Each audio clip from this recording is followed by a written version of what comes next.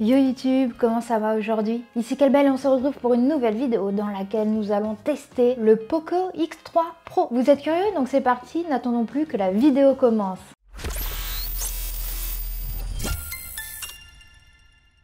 Ce Poco X3 Pro est sorti le 26 mars 2021. Il a été annoncé en même temps que le Poco F3. Il est donc un peu en dessous que le Poco F3. C'est un téléphone qui m'avait vachement intriguée parce que sa fiche technique est plutôt impressionnante et son prix plutôt réduit. En effet, la configuration la plus basse coûte 249 € et avec 249 €, tu auras 6 Go de RAM et 128 Go de stockage. Et il va coûter 299 € pour la version supérieure avec 8 Go de RAM et 256 Go de stockage. Ça reste un téléphone quand même très peu cher. Pour cette vidéo, cette semaine, j'ai testé du coup le Poco X3 Pro Phantom Black avec 6 Go de RAM et 128 Go de stockage. Donc pour ce test, on va directement commencer par le début, c'est-à-dire l'unboxing.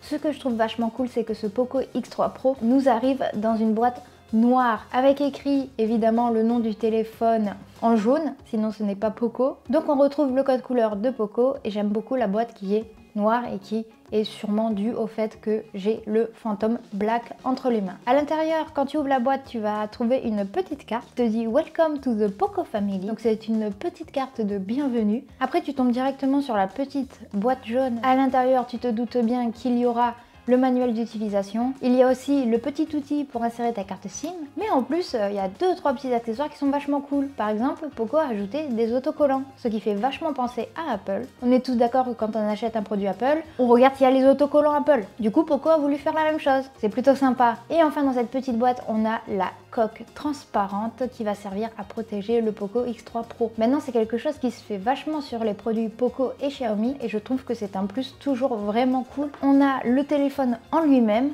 et enfin dans la boîte nous avons le bloc de charge secteur. C'est un bloc de charge de 33 watts et le câble USB vers micro USB pour recharger le téléphone. C'est un packaging hyper classique pour Poco mais qui fait toujours plaisir. Évidemment, moi dans la boîte je n'ai pas les écouteurs, mais c'est parce que c'est un exemplaire presse. Mais vous, si vous achetez le Poco X3 Pro, vous aurez des écouteurs parce que c'est la législation en France, c'est obligatoire. D'un point de vue design et prise en main de ce téléphone, la première chose qu'on peut voir, c'est que c'est un très gros téléphone. Par exemple, bon alors moi j'ai une toute petite main, mais tu vois très bien que ma main ne fait pas le tour du téléphone. Il est vraiment très grand, même mon pouce il n'arrive pas à l'autre bout de l'écran. Pour être plus précise, il mesure à peu près 16 cm de hauteur, 7,6 cm de largeur, c'est très grand. Et niveau épaisseur, on est sur du 9,4 mm. Et en plus d'être grand, il est relativement lourd. Alors attention, hein, il pèse pas 1 kg, il pèse 215 grammes. Tu le sens quand tu l'as dans la main ou dans la poche. Si vous connaissez le Poco X3 NFC, bah ça reprend complètement le design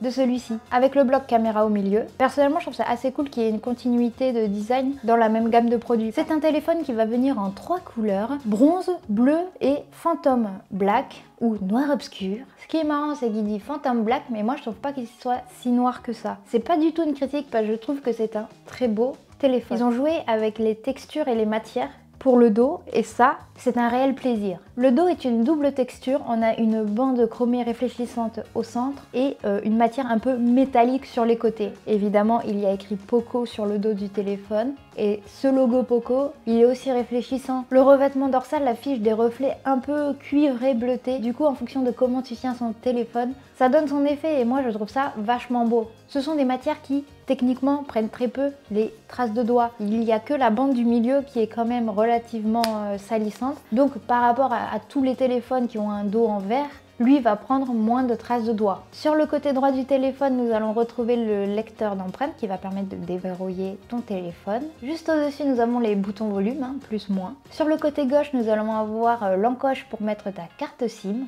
En dessous, on va avoir le premier haut-parleur, un port jack et évidemment le port USB-C pour recharger la bébête. Je trouve que c'est quand même un énorme téléphone par rapport à l'iPhone 11 que j'ai actuellement. D'un point de vue dimension, ça va vraiment dépendre de ce que toi tu recherches. Si tu veux un petit téléphone, il n'est pas pour toi, mais si tu t'en fiches de la taille et de l'épaisseur, c'est un très bon téléphone et en plus il est très beau. Comme c'est un grand téléphone, il a aussi un grand écran. C'est un écran de 6,67 pouces Ce n'est pas un écran AMOLED par contre. Il affiche une résolution de 2400 pixels par 1080 pixels et l'écran prend 85% de la dalle. Le petit plus avec ce téléphone, c'est qu'il a un taux de rafraîchissement de 120 Hz. Dans les paramètres, tu vas pouvoir choisir entre un taux de rafraîchissement de 60 ou de 120 Hz. Personnellement, c'est la première fois que j'ai entre les mains un téléphone qui peut faire jusqu'à 120 Hz. Et comparé à mon iPhone 11, la navigation dans les menus est quand même vachement plus fluide. Il a un taux de rafraîchissement tactile de 240 Hz,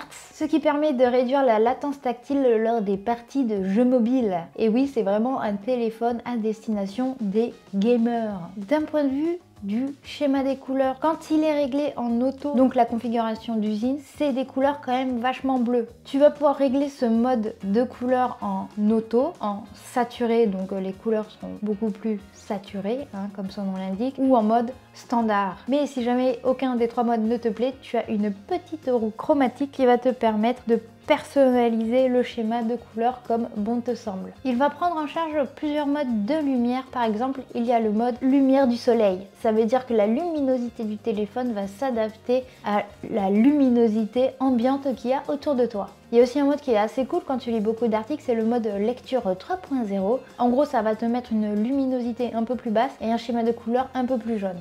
Il est doté du Corning Gorilla Glass 6.0, ce qui permet de protéger un peu mieux l'écran des rayures et de l'usage quotidien. D'un point de vue batterie et performance, il n'a absolument rien à envier à tous les autres téléphones qui sont dans la même fourchette de prix. Il est doté d'un processeur Qualcomm. Alors là, on va encore me dire ouais, tu le dis mal.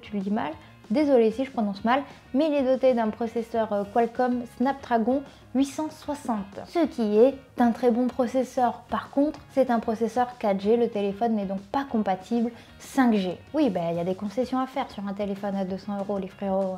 Pour lister, il a aussi un GPU Qualcomm Adreno 640 et un stockage UFS 3.1, ce qui permet une vitesse élevée de lecture et d'écriture. Donc les jeux, les applications, tout ça s'ouvre très vite, tout est fluide. Comme je vous l'ai dit, ce téléphone est à destination des gamers.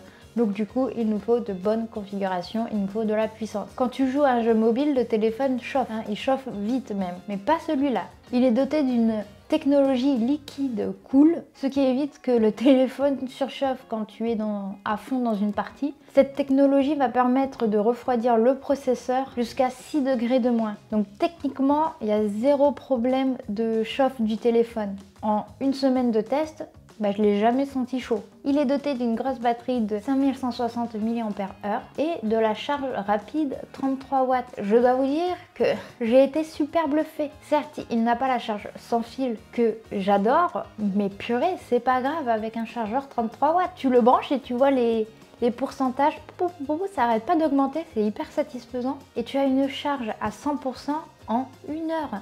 C'est rien du tout. Pour moi, la batterie va tenir un peu plus d'1 jour pour une consommation, on va dire, des réseaux sociaux, de YouTube, et avec l'écran en 120 Hz. Donc d'un point de vue batterie, je n'ai absolument rien à redire. Le Poco X3 Pro fonctionne sous Android 11 avec la surcouche MIUI 12 qui permet de personnaliser le téléphone de manière relativement belle. J'explique. On va pouvoir personnaliser un petit peu comment tu affiches tes applications. Par exemple, si tu swipes de bas en haut à droite, tu vas avoir accès à tout ce qui est données mobiles. Et si tu le fais la même chose à gauche, tu vas avoir accès à tes notifications. Il y a aussi des mouvements tactiles qui vont te permettre de faire des petits raccourcis. Donc si tu veux sortir, tu peux swiper et tu vas voir toutes les applications qui sont ouvertes et les fermer.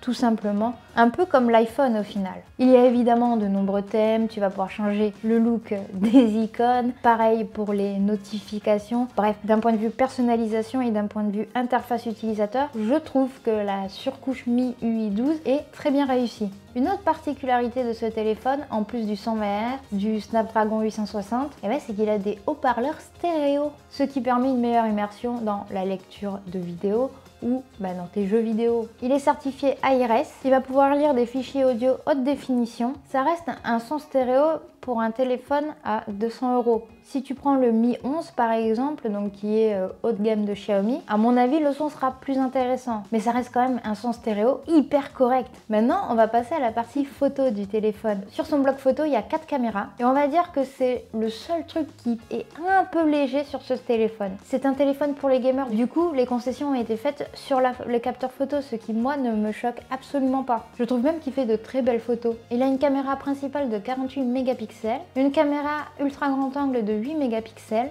un capteur de profondeur de 2 mégapixels et une caméra macro de 2 mégapixels. Tu vas pouvoir zoomer jusqu'à x10, ce qui est beaucoup trop. Vous pouvez le voir avec mes tests photos, j'ai pris en photo la même plante. À chaque fois, j'ai ajouté un cran de zoom et on peut voir que quand c'est zoomé x10, c'est horrible. Le grand angle est super cool. Le mode sombre fonctionne plutôt bien. Là, je vais vous afficher des photos que j'ai prises dans une ambiance plutôt basse luminosité de mon chat. Et il a 2-3 spécificités d'un point de vue vidéo qui peuvent être intéressantes. Par exemple, il y a le mode double écran. Donc en gros, tu vas prendre une vidéo avec la caméra frontale et une vidéo avec la caméra dorsale et tu vas pouvoir les superposer. Donc voici mes tests de à quoi ça peut être utile. Si tu fais des vidéos YouTube, pourquoi pas. Moi, je vois très bien ce genre de mode pour de l'urbex, par exemple. C'est assez amusant. Niveau vidéo, il va enregistrer jusqu'à du 4K 30 fps. On a du HD, donc 1920 par 1080 en 60 et 30 fps. Pareil pour le 720p. Donc le bloc caméra, il tient la route. Donc en plus de son autonomie, de sa performance, il propose des fonctionnalités quand même hyper intéressante pour un téléphone de ce prix-là. Donc vous l'aurez compris, j'ai vraiment beaucoup aimé tester ce téléphone. Malgré le fait que ce soit un téléphone imposant, il a une grosse batterie, donc une bonne autonomie, l'écran est dans 120 Hz, il y a un processeur quand même Snapdragon 860, certes il n'est pas 5G, certes il est gros et imposant, mais c'est un très bon téléphone pour un prix relativement bas. Donc j'ai été quand même bluffée par les performances de ce smartphone. Je ne peux que vous le conseiller. Du coup, je me demandais pour vous, quel est le plus important dans un téléphone? L'autonomie et la batterie? Le capteur photo? Les performances pour du gaming? La taille? Ça peut être n'importe quoi. Dis-moi en bas dans les commentaires ce qui, pour toi, est le plus important dans un téléphone. Merci beaucoup à Poco de m'avoir prêté ce téléphone pour que je puisse le tester. Évidemment, si tu as envie de voir d'autres tests de téléphone, je te mets le lien ici vers mon test du Poco M3. J'espère que cette petite vidéo vous aura plu. Malheureusement, celle-ci touche déjà à sa fin. Il est donc temps pour moi de vous dire à ciao, bonsoir et à très bientôt pour de nouvelles vidéos. N'hésite pas à t'abonner à ma chaîne YouTube. Je suis aussi sur les réseaux sociaux si tu as envie de me suivre. Et voilà, je mets d'autres vidéos là qui vont s'afficher. Comme ça, tu peux voir d'autres vidéos. C'est cool. Voilà.